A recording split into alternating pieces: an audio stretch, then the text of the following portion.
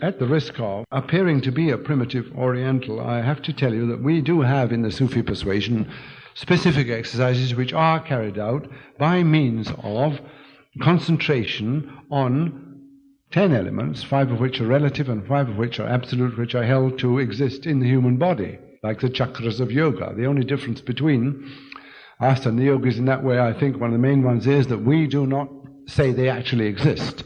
We say that if you adopt a certain sort of posture, the posture of concentrating on your solar plexus, this will cause your mind to work in a certain way.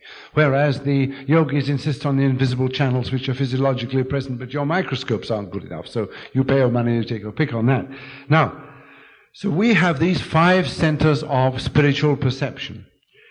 And they correspond to 5 different ranges of experience, and they are conceived of as if they had physical locations in the human body. And the activation of these organs of spiritual perception, as they're called, is one of the Sufi specialties. Now, these 5 subtle locations don't exist literally, and they are located in the body in order to get you to move in a certain way. When you are working on or seeking to transform this terrible commanding self, the secondary self, you have to concentrate on the lowest level of clearing one's capacities. You concentrate on your navel. That is where the secondary self is located. So this secondary self, although it's extra to the 5, it is, but I'm just bringing it in here because that's its location, not literally, but that's where you think of when you are working on it. So these are the 5. On the left side here, we have what we call mind. This is the heart center, so-called. It is called in Arabic and Persian and cognate languages, qalb, the heart. And concentrating on this side is concentrating on, as it were, a field. It is thought of as a field of force of some sort, which is either located here or by looking towards it inwardly, as if it were located here, you establish some kind of a harmony with its characteristics, the characteristics of the mind. On this side, you have the spirit, the opposite to the mind. The mind is, as it were, mechanical, and the spirit side is volatile. These are not centers of higher consciousness, they are centers of ordinary consciousness not properly awakened. The first stage of higher consciousness comes when you in some way combine these two in a posture of looking at this point where the first secret perceptive capacity is located, and it's called secret. So whether that is the operation of the 2 sides of the brain together or whether it's something else of which they are a parable or equivalence, I leave it to you to judge. However, this is the secret one, but this word secret, sir or asrar in Arabic, for those of you who know that language, is also called inner consciousness. Now, there's another one. After that has been activated, you then bring the power of the activation of this one and that one and that one together and transfer them here in the forehead, between the eyes and slightly above them, to activate this center of perception, which is called khafi, the secret, only deeper secret than the last secret we had. This is something more profound, a more profound series of perceptions. Now finally, there is, khafi means secret, and akhfa means more secret. There's an even more secret one, resident in the brain, and whose field of operation moves between the brain and the center of the chest, bringing together all these other perceptions in some peculiar way.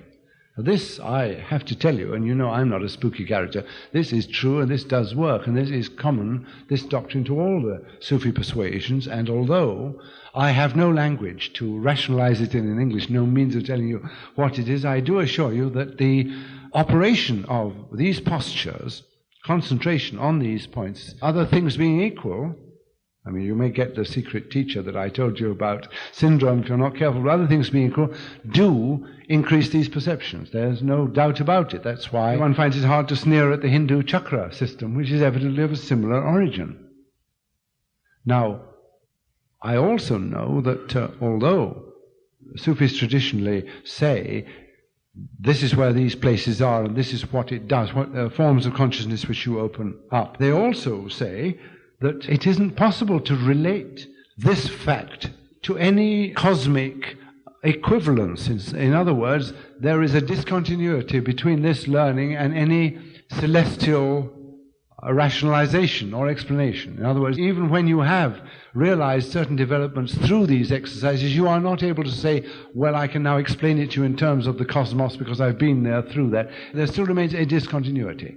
They're not Brahma's eyebrows or whatever you like, one of those things. It isn't possible. All it's possible to say is, this is the mechanism. It works.